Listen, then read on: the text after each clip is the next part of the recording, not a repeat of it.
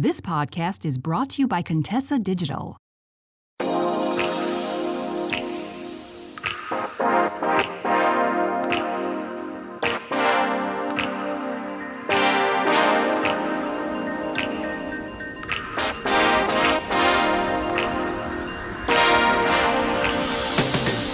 Have you ever met a woman who just looks like she is extremely taken care of? So not just in the sense of money, but she seems happy, fulfilled, supported, confident in going after the things that she wants in life because she knows that she is supported. Today, that's what I want to talk to you about, is what it takes to get your needs met in a relationship. So thank you so much for taking the time to listen to me today. My name is Keisha Rice. I am a dating coach. And in this episode of Confidently Cherished, we are talking about what it takes to get your needs met. And I apologize because psychology says that it will be easier for you to remember these things if I make them an odd number. So if I give you a list of 3 things or 7 things or 9 things, and today I have 4. So, make sure you just listen to this episode more than once so that you can remember the 4. And also I want to tell you, as we go through these 4, it's going to seem like I'm telling you to do these things out of order. But as we go through, there's a reason why I'm saying these 4 things in the order that I'm saying them. So, getting your needs met is essential for everyone, but it is an essential part of feminine energy. Now, if you've listened to previous episodes, then you know that I have talked before about masculine and feminine energy and how we all have both. So men, yes, dominate in their masculine energy, but they have feminine energy too. It is important that that be healthy. Just like women dominate in their feminine energy. And of course, I'm talking about cisgender, heterosexual women. But, women dominate in their feminine energy and, they have masculine energy as well. So when I talk about the energies, I'm saying that it is important for your feminine energy that everyone, male and female, has to get your needs met, because masculine energy is a container for the feminine energy. When you feel safe, protected, provided for, cared for, those are all masculine energy things. When those are in place, then your feminine energy, your ability to be present, your ability to nurture, your ability to be creative, those things flourish once the provision and safety are met. So, especially as women, and I recognize that I have the occasional man who listens to this podcast, but especially as women, it's really important that we spend considerable time thinking about how our needs are met, because yes, this is important for everyone. But again, if you are like me, cisgender, straight woman, you dominate in your feminine energy. So being able to really be able to rest in your femininity, I hear so many hypergamy coaches talk about that, this whole concept of resting in your femininity. What it means is being able to feel safe and secure is part of your whole essence of being able to thrive as a feminine person. And you cannot do that without knowing how to get your needs met. So the first thing that you need to know in order to get your needs met in life, so this is all aspects of your life, your love life, your finances, your health, all of that, is recognizing that you must find multiple sources to get your needs met. So, if you use the example of money, all you have to do is do a quick Google search or head to your favorite social media platform, and you will find content along the lines of the fact that most millionaires have multiple sources of income. So, they have their business, plus they have their investment in stocks or their investment in real estate, or they own multiple businesses, or they have a job. But, the job pays the day-to-day bills. And the reason why they were able to build wealth was because they were also investing in something along with working their 9 to 5. It's the same with love and relationships as well. I don't believe that God put us on this planet to live alone. We were meant to have relationships. We were also meant to have multiple relationships. And this is something that I see. This is an area where I see both men and women often go wrong, is searching for one person to meet all of their needs. This does not mean I'm saying that, you should be polyamorous or polygamous or anything like that. But what I'm saying is that it's not just romantic relationships in which you will be fulfilled. The people in your life should create a circle that helps you fulfill multiple needs. So not just your romantic partner, your husband or your future husband, but also family members, coworkers, friends. Think about a lot of sitcoms, a lot of funny TV shows are centered around the office for a reason. So there is The Office, Abbott Elementary, any show that you could think of where the main setting is a workplace. And these people are fulfilling needs for their fellow coworkers. It may be the fact that you work in a career or in a field that's highly specialized. And to be real, the only people who would be interested in hearing about the things in your industry and not get bored to death are your fellow coworkers. Even if you tell me, well, Keisha, I don't have that. I have just a job, not a career. If you really and truly love your job, it's really only your coworkers who are going to understand why you love it so much in the environment. If you really hate your job, it's really only your coworkers who are truly going to understand the environment and why you hate it so much. So there's a need met there. The ability to have someone who can commiserate with you, who truly understands what you're going through, because the two of you are in the same boat for however many hours you work each week, right? So it is important that you start off with finding multiple sources to meet your needs, building that support, whether it is family. And yes, I get that you may come from a toxic family. All of us have toxic family members, if not, whole families. So if family is not an option, then, it's the family you choose. It's your friends. It is your romantic partner. It can be coworkers. It can be people that you volunteer with. If you are a woman of faith like me, then it's also fellow people, fellow women at your church, your synagogue, your mosque, your religious community. But you want to make sure you cast a wide net, keep yourself open to those opportunities. And then, after you cast that net and put yourself out there and meet people, then you cultivate relationships with the people who are willing to be in a reciprocal relationship, who are people that you can be vulnerable with, people that you can have great conversation with, people who will put effort into that relationship just like you will put effort in it.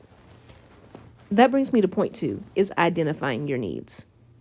And again, I said that these are going to seem out of order because you would think first you identify your needs and then you find people who fit them, right? I encourage you with your non-romantic relationships to cast the net first to build that circle of support. And then as you get to know yourself better, you'll see the people in your circle who help fulfill those needs. An example for me is when I was in high school, I was definitely in that crowd that was like, we were girls, but we used to love to talk about the fact that we were not like other girls. You know, we weren't so girly. We didn't wear pink all the time, all of that stuff. And, you know, I had a diverse group of friends.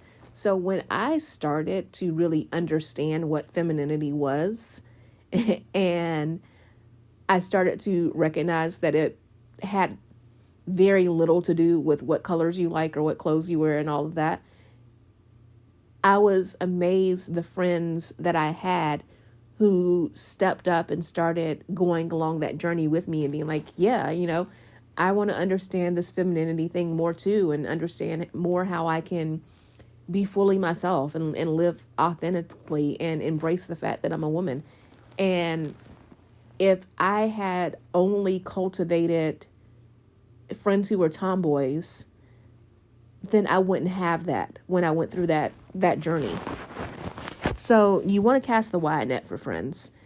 And when it comes to your romantic relationships, you know, part of the process of dating is understanding and learning what it is that you need.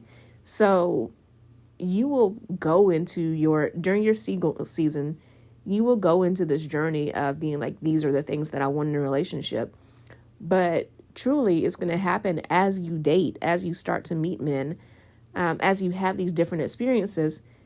You know, relationships will end and you'll realize, okay, I thought I needed this quality in a relationship, but it turns out, you know, I dated someone with that quality and it wasn't really that important to me, or it's even more important than I thought it was, or dating this person showed me that I really need someone who does this or does that, and I wouldn't have recognized that had I not been in that relationship. So this is why I encourage you to have that diversity in friendships and also in who you go on dates with, and not just you know, typically when you hear diversity, you think race, and, you know, I'm in an interracial marriage, and I encourage the women I work with to cast a wide net, but not just race, diversity of thought, diversity of opinion, diversity of background. You want to have those in your circle. So as you live these life experiences, you want to be really intentional about identifying your needs. For me, the best way to do that is to journal regularly. So you don't even have to do this daily, but I would recommend at least once a week that you take some time, and it doesn't have to be long, 10, 15 minutes. But think about the experiences that you've been having and think about what they are teaching you about what it is that you need. So, for example, I love to travel. And I remember sitting down and journaling about what it is that I love so much about traveling, right? And I recognize that the reason why I love traveling so much is because I love to be able to just try different things. I truly believe that variety is the spice of life, and being able to meet different people who see things differently than I do, being able to try new foods, explore new places, see different cultures is something that's really important to me. And because of that, I don't necessarily need people in my life who love to travel, although, you know, I'll take a good travel buddy any day.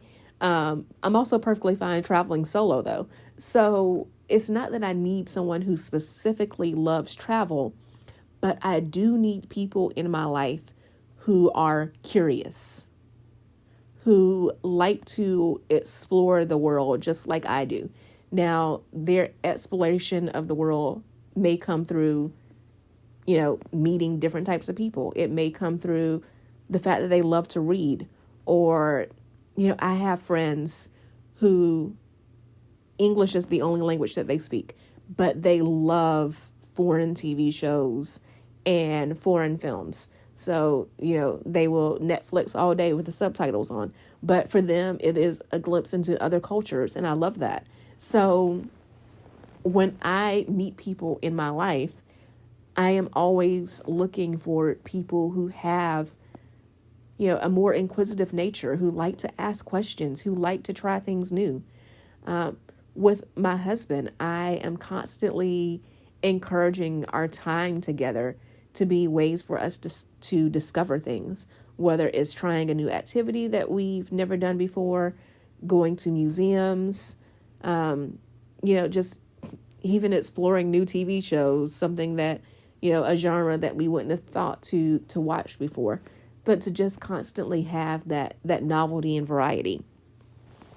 So spend time identifying your needs and check in with yourself. It's good in general to check in with yourself, if not every day, every week, with what is it that you're learning in this season of your life? What is it that you want more of out of life? What is it that you want less of? And as you're doing these check-ins with yourself, it is a great time to also assess, okay, if I'm feeling somehow unfulfilled, if I'm feeling that a need is not being met, what is that need? And figuring out what it is that you want out of life in general, but also specifically out of your relationships. So number 3 for getting your needs met is voicing your needs. We have talked plenty about boundaries. I know that I've done at least one episode of this podcast on boundaries. I will see if I can find that and link it in the show notes for this episode.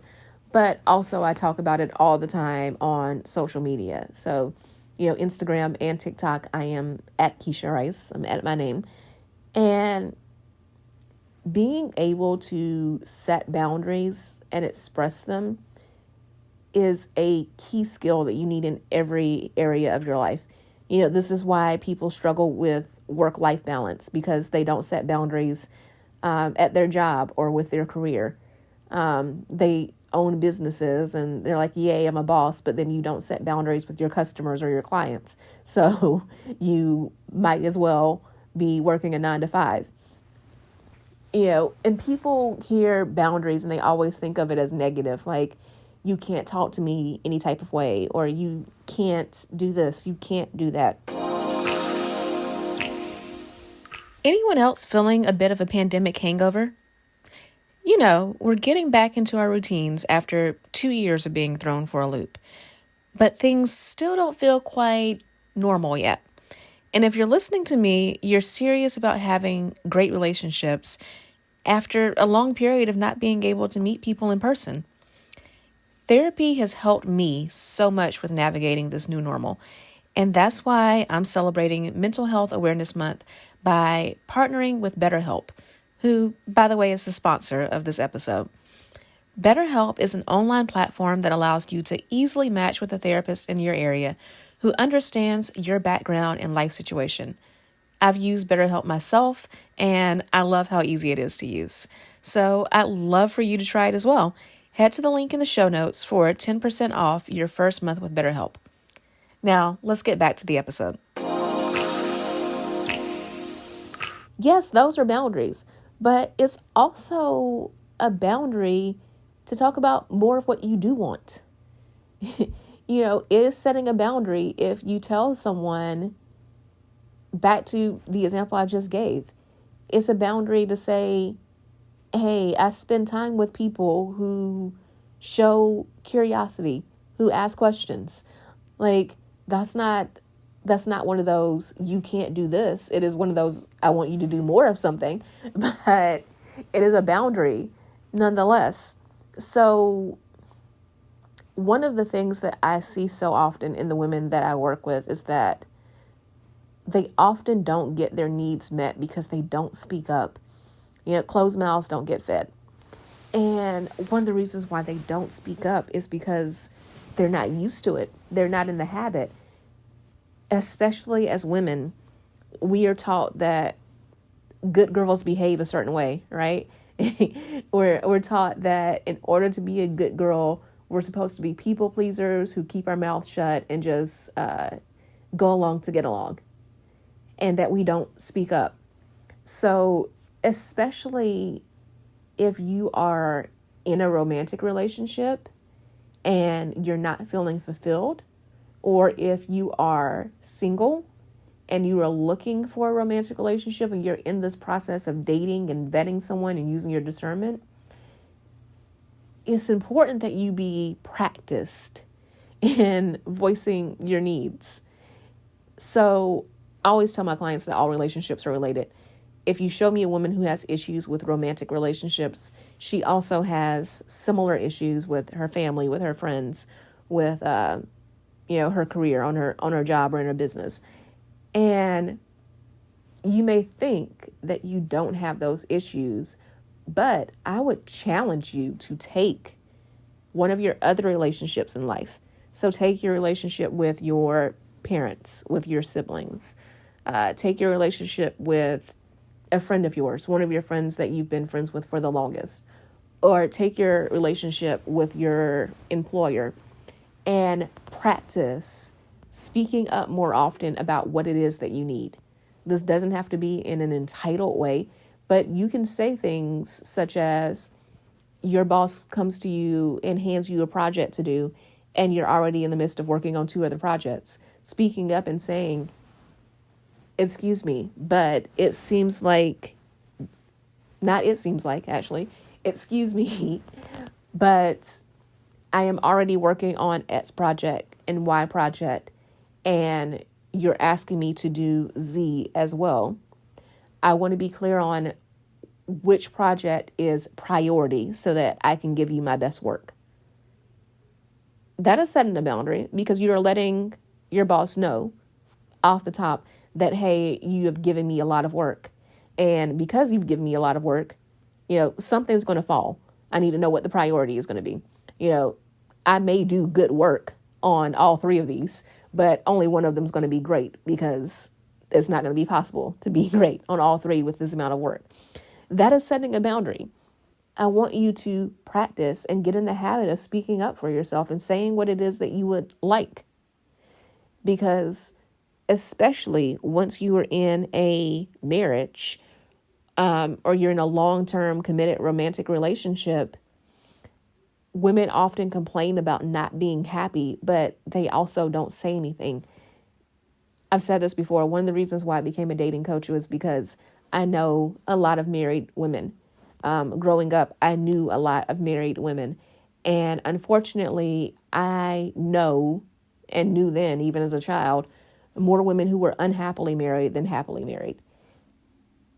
And yes, I do think the patriarchy sucks. I do think that there are some men who seriously suck. I think that I know that, of course, there are men who are abusive or controlling or manipulative and things like that. We'll talk about that. We've talked in past episodes about abuse and manipulation and getting out of those situations. At the same time, there are also men who are not bad men. They're just clueless men. And these are men who, yes, may not have been raised the best on how to take care of a woman, how to cherish a woman, how to provide for her. But there are also men who are willing to learn if the women in their lives would speak up and would not be afraid to make their needs known. Now, my 4th tip, again, is going to sound out of order, but it is to give those needs to yourself. Because I talk all the time about the fact that self-love is where everything starts. People only love you at the level that you love yourself. People will only do to you what you will tolerate. And when you love yourself enough, there's a lot of things that you won't tolerate. So again, I could have put this one above voicing your needs, and after identifying your needs, identify your needs, then give them to yourself. But I saved this one as my last tip because, one, I want you to remember it better. But also because I kind of want this one to be the overarching of the other three. So as you're finding love and provision and protection and safety in other people, your other sources, as you're learning new needs of yours and identifying them, as you're voicing your needs to other people, you also need to be voicing these needs to yourself and giving them to yourself. So sometimes these things are really simple. I can think when I was in my single season and I would have a friend ask me, well, why is it that you want to get married? One of the reasons that I would give for wanting to be married is I was a journalist. I worked in TV news, and it's a career that often requires people to move around, to move to different cities in order to move up in their career. So, I didn't really have that safety net of living with my parents because to advance my career, I had to leave. And one of the reasons why I wanted to be married was honestly to have a man in the house, to feel safe. So I started thinking about ways that I could give myself safety. So that was choosing to live in certain neighborhoods. I only lived in apartments that were gated, that had security access codes and things like that. I even, you can buy a lot of home security, home safety devices online, and I owned some of those. So I gave myself safety in that way. I also consciously and intentionally sought out men who helped me feel safe, even if it wasn't in a romantic context. So what I mean by that is, I had male coworkers, men that I went to church with, who I knew I could count on to come over and fix something if something in my apartment was broken and I don't know, maintenance couldn't get to it right away. Or even, if I didn't feel comfortable with having maintenance around. I can think of a situation actually where I lived in an apartment and the maintenance guy who was coming to fix something in my apartment was kind of gave me a bad vibe. So, I had a male coworker who, I arranged for maintenance to come at a certain time and fix this issue, like a plumbing issue or something. And I had a male coworker stop by while he was there, while the maintenance guy was there. So, I found those ways to kind of create that safety and give it to myself. When I thought about one of my reasons for wanting to be married, wanting to have that lifelong romantic partner, was having someone that I could, when I talked earlier about creativity and curiosity and wonder, I wanted to have that experience of just having someone who I could explore life with and not only have my perspective, but see their perspectives as well. Again, expanding my friendship circle was a big part of that because I made it a mission to not only try new things on my own, but to try things with friends and everything to make sure that I always had the opportunity to have companionship on anything that I went to.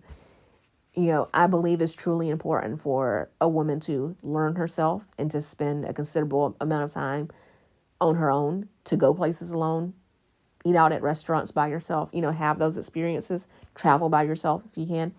But I also knew that I didn't want being by myself to be the default. I have this great life and nobody to share it with, so therefore I must do everything by myself, right?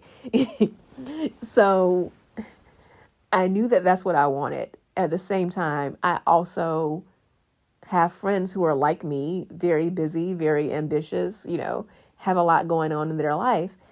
And one of the things I did was kind of expand my friendship circle so that I knew that I always had someone that I could do things with. If 20 of my friends were busy, I had a 21st, right? So I gave that to myself in the form of my first point, multiple sources.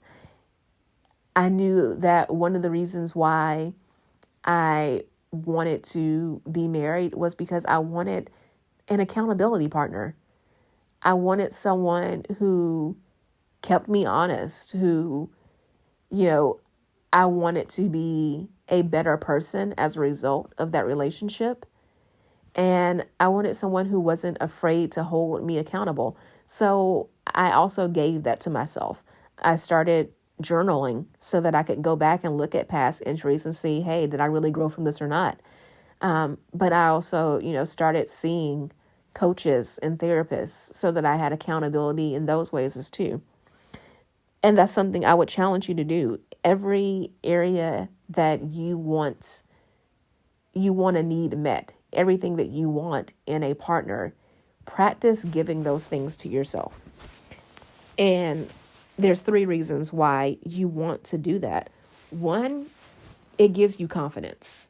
So I saw a quote once that said something along the lines of, I know love exists because I exist and I'm full of it. So oftentimes women come to me, they tell me what it is that they want in a man, and they'll say, am I asking too much? And I'll tell them no, because oftentimes they are the things they're asking for. So those things exist because you do them. I never felt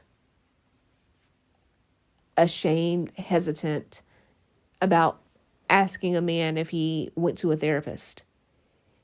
And I've heard women say that, like, oh no, men don't go to therapy. Like, women do that. Men think that therapy is stupid. You never find a man who would go to therapy. Well, I know people go to therapy. Healthy, evolved people go to therapy because I go.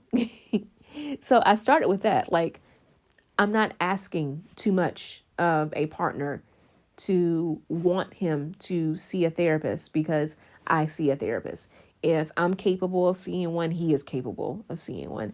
And, then from that point, I was able to find examples of specifically men who go to therapy. I started looking up celebrity interviews and all of that. But being able to start from that place of, I'm not asking too much of a man for this because I ask it of myself and I do it, gave me a lot of confidence. It is also important for your discernment, because when you start giving these things to yourself, for example, honesty, you say that you want someone who is honest. Well, how honest are you truly with yourself? Are you at a place where you can really go there with yourself and hold yourself accountable? And if you aren't in that place, then you need to get there, because that is how you'll feel worthy of asking for it, when you know that you're there yourself. But also your discernment, you recognize the signs. You know that you're asking for a man who's honest, who is ambitious, who is studious, who is disciplined. You know what the signs are of a person who is those things because you yourself are those things. So that will improve your discernment. And also, doing those things helps prevent a lot of desperation. This also goes back to my first point about finding your needs in multiple sources. Because when you feel so unfulfilled and so unhappy, and you're desperately on a search to find a man who can bring you happiness, you will settle. You will most definitely settle. You hear old songs. I was going to say even new songs. But you hear songs where a woman is talking about a man cheating, And she'll say something along the lines of, you know, it's better to have a piece of a man than no man at all, which is absolutely ridiculous. But you see people do it all the time. There are so many things that they want in a relationship because they feel unfulfilled. And this person may fulfill next to none of them. You know, they may fulfill only one thing and one thing only. But that thing is such a desperate need that they're willing to put up with all the trash issues that come with this person in order to have that one need fulfilled. So when you are finding your needs met in multiple sources, when you are able to fulfill a lot of your needs yourself, it's not that the desire to have companionship goes away. Again, I truly believe we're meant to live in relationship with others, and that relationships are how we grow through other people. So it's a natural desire to want partnership, to want companionship. But when you are actively working on meeting your own needs, when you're actively working on improving your circle, then you can be more patient waiting for the right person. You can be more patient waiting on someone who respects you and your boundaries, who wants to protect and to provide. You can be more patient knowing that it's worth the wait. And when the person does come, you also have more gratitude for it. Because if you've been putting the work in on yourself and you've been becoming these things, then you know how much work it takes. So when you see someone who is doing the thing themselves, you understand that it may have taken them a lot to get to that place. You will appreciate that partner more, and having gratitude for someone else is key to keeping a relationship healthy. So this is how we go about getting our needs met in a relationship. We make sure that we find our needs or people who can meet our needs from multiple sources. We work to really identify those needs and understand that it is a constantly evolving list. As you grow and change, your needs grow and change. We voice our needs. We get into the habit of speaking our minds. You know, you can do it in a kind way, in a thoughtful way, but you still speak up. And we work on also giving these needs to ourselves. So, how good are you at meeting your own needs? I want to know that. So I would invite you now to continue this conversation with me. Head to either my Instagram or my TikTok. I'm at Keisha Rice on both. And let me know in the comments on my latest post. How good are you at meeting your needs? What are you going to do a better job at getting your needs met? And again, thank you so much for listening today. I love you so much. And I will talk to you in the next episode. Hey there. So you made it all the way to the end of the episode, which means I have two things to say. One, thank you so much. I truly appreciate it. And two, you like me. You really like me. So I would appreciate it if you would show that like by subscribing to this podcast so that more people can hear about it and enjoy it as much as you do. And if you want to know more about any of the links that I mentioned on this episode or any guests that I've had, be sure to go to KeishaRice.com/links. That's KeishaRice.com/links. I can't wait to talk to you again in the next episode. So see you then.